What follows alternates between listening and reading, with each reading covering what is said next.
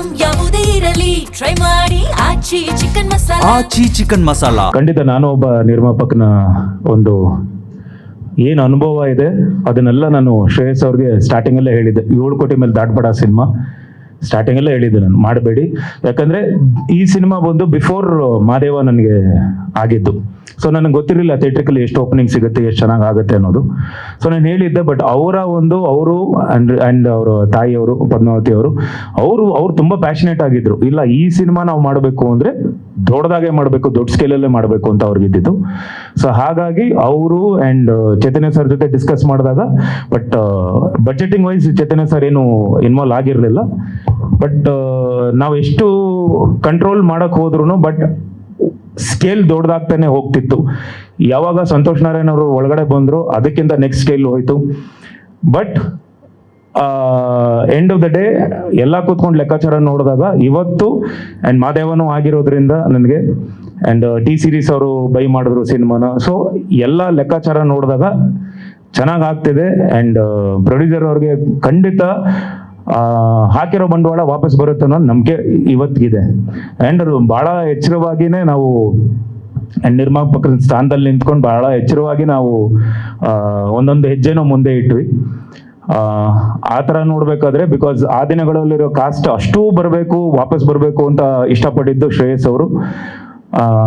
So ನಿಮ್ಗೆ ಗೊತ್ತಲ್ವಾ ಯಾರು ಬಂದಾಗ ಎಷ್ಟಾಗತ್ತೆ, ಬಡ್ಜೆಟ್ ಎಷ್ಟಾಗತ್ತೆ ಅನ್ನೋದು.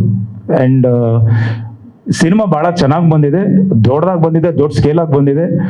ಆ್ಯಂಡ್ KVN ಅವರು ನಮಗೆ ಆನೆ ಬಲ ಇದ್ದಂಗೆ. One of the biggest distributors ಇವತ್ತು ಇಂಡಸ್ಟ್ರಿಯಲ್ಲಿ ಇರೋದು KVN ಅವರು. ಸುಪ್ರೀತ್ ಸರ್ ಆಗಲಿ, ವೆಂಕಟ್ ಸರ್ ಆಗಲಿ.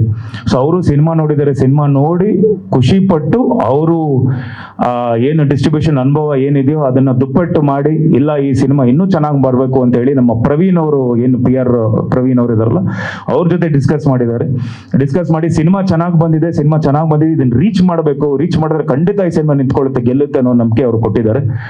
ಆ್ಯಂಡ್ ಅಫ್ಕೋರ್ಸ್ ಇದು ನಿಮಗೆ ನಾನು ನಿಮ್ಮ ಹತ್ರ ಮೊನ್ನೆನೂ ಇಂಟರ್ವ್ಯೂ ನಾನು ತುಂಬಾನೇ ಮಾತಾಡಿದ್ದೀನಿ, ಸಿನಿಮಾ ಸ್ಟಾರ್ ಕಾಸ್ಟ್ ಬಗ್ಗೆ ಆಗಲಿ ಎಲ್ಲರ ಬಗ್ಗೆ ಆಗಲಿ. ಬಟ್ ಈಗ ನೀವು ಕೇಳಿದ ಕ್ವಶನ್ಗೆ ಇದು ಆನ್ಸರ್ ಅಂದ್ಕೊಂಡ್ಬನ್ನಿ.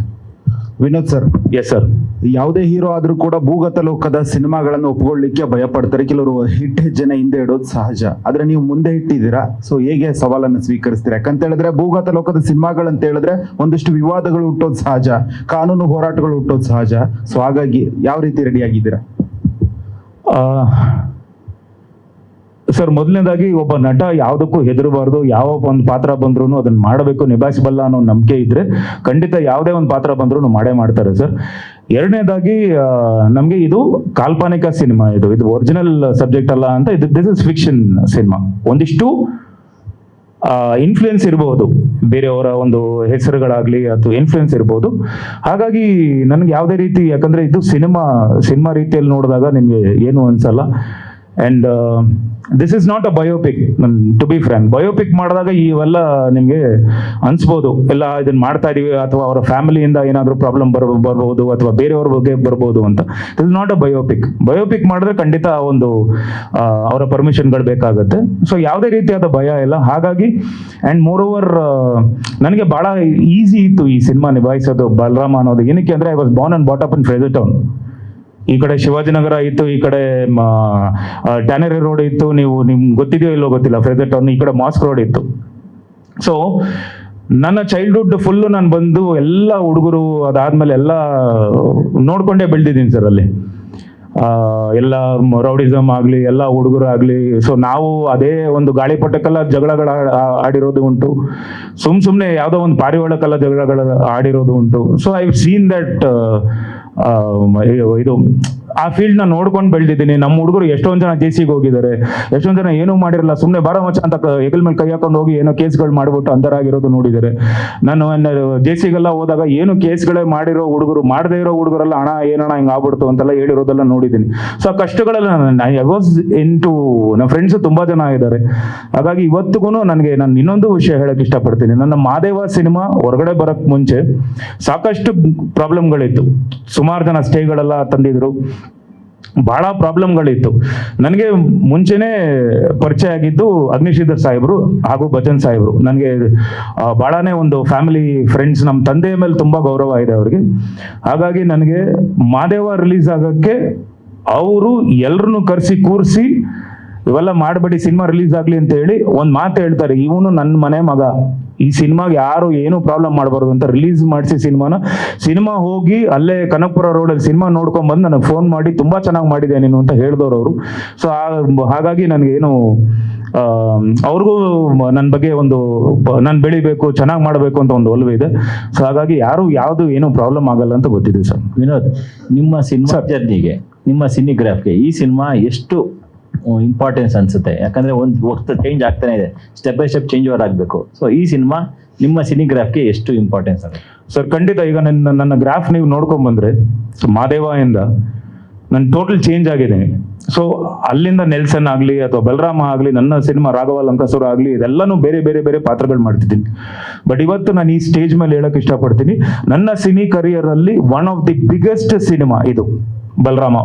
ದೊಡ್ಡ ಸಿನಿಮಾ, ನನಗೆ ದೊಡ್ಡ ವೆಚ್ಚದಲ್ಲಿ ನಡೆದಿರುವಂತ ಸಿನಿಮಾ. ಯಾಕಂದ್ರೆ ನನಗೆ ಮಾದೇವ ಪ್ರೀವಿಯಸ್ ಏನಾಗಿದೆಯೋ ಅದಕ್ಕಿಂತ ದುಪ್ಪಟ್ಟು ಆ್ಯಂಡ್ 2.5 3 ಟೈಮ್ಸ್ ನನ್ನ ಮೇಲೆ ಬಂಡವಾಳ ಹೂಡಿ ಸಿನಿಮಾನ ಮಾಡಿದ್ದಾರೆ. ಸೊ ಅವ್ರಿಗೆ 100% ದುಡ್ಡು ಬರುತ್ತೆ ಅನ್ನೋ ನಂಬಿಕೆ ನಮಗಿದೆ. ಎಲ್ಲರೂ ಅದಕ್ಕೆ ನಾವು ಪ್ರಯತ್ನ ಪಡ್ತಾ ಇದ್ದೀವಿ. ಆಕ್ಚುಲಿ ನೀವು ಪ್ರೊಡ್ಯೂಸರ್, ನಿರ್ಮಾಪಕರ ನಾಯಕ ನೀವು. ಯಾಕಂದ್ರೆ ಪ್ರಮೋಷನ್ ಲಾಸ್ಟ್ ಟೈಮ್ ನೋಡಿದ್ವಿ ಮಾದೇವದಲ್ಲಿ, ಬಹಳಷ್ಟು ಇನಿಷಿಯೇಟ್ ತಗೊಂಡಿದ್ರಿ.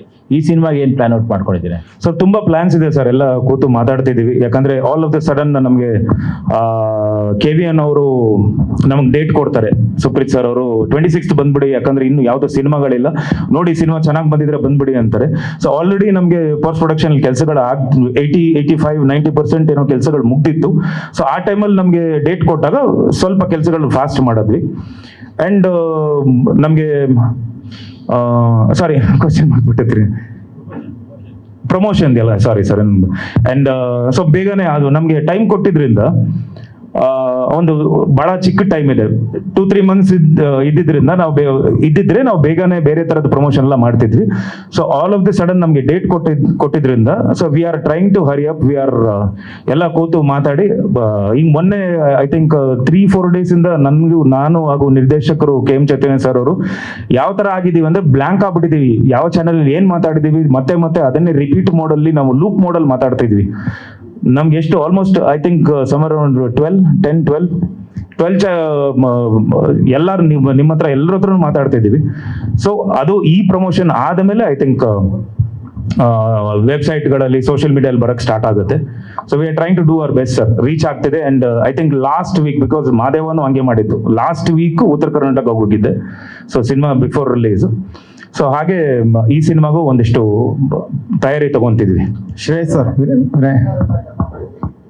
ಸರ್ ಖಂಡಿತ ಸರ್, ನಾನು ಹೇಳ್ತೀನಲ್ವಾ, ಎಲ್ಲ ಚಾನಲಲ್ಲೂ ಹೇಳ್ಬಿಟ್ಟಿದ್ದೀನಿ, is a kind of encyclopedia ಅಂತಾನೆ ಹೇಳಬೇಕು. ಬಿಕಾಸ್ ಸಿನಿಮಾ ಮಾತ್ರ ಅಲ್ಲ ಸರ್, ಸಿನಿಮಾ ಮಾತ್ರ ಅಲ್ಲ, ನೀವು ಯಾವುದೇ ಕ್ಷೇತ್ರದಲ್ಲಿ ನೀವು ಕೇಳಿ ಅವ್ರ ಬಗ್ಗೆ ಒಂದು ಕ್ವೆಶ್ಚನ್ ಕೇಳಿ, you have bundles of answer and correct answer. ಅವರು ಒಂದು intellectual person and a very good human being. ನಾನು ಸಿನಿಮಾ ಶೂಟ್ ಮಾಡಬೇಕಾದ್ರೆ ನನ್ಗೊಂದು ಅಂದ್ರೆ ಒಬ್ಬರು ಡೈರೆಕ್ಟರು ನಾನು ಏನ್ ಕೆಲಸ ಮಾಡಬೇಕು ಅನ್ನೋದು ಒಂದು ಇತ್ತೇ ಹೊರತು, ಈಗ ಮೊನ್ನೆಯಿಂದ ಪ್ರಮೋಷನ್ ಅವ್ರ ಜೊತೆ ನಾನು ಮಾಡ್ತಿದ್ದೀನಿ ಸರ್.